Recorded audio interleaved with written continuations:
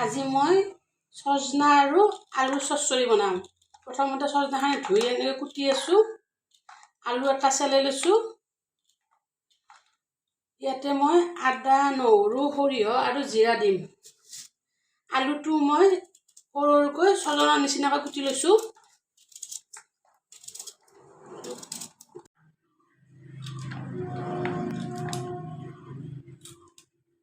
মোৰ সজনা আৰু আলু কাটা হৈ গ'ল।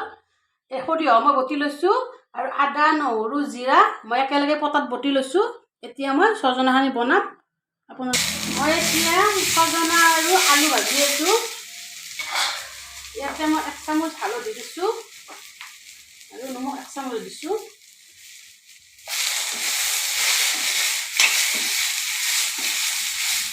এইখিনি অলপ ভাজা হোৱাৰ পিছত মই বটি থোৱা সৰিয়হ, বটি থোৱা জিৰা, আদা, নহৰুখিনি দি দিম। মোৰ এতিয়া ভাজা হৈ গ'ল। ইয়াতে মই বটি থোৱা আদা, নহৰু, জিৰাখিনি দি দিলোঁ আৰু বটি থোৱা সৰিয়হখিনিও মই দি দিলোঁ। এতিয়া মই ঢাকনি মাৰি দিম।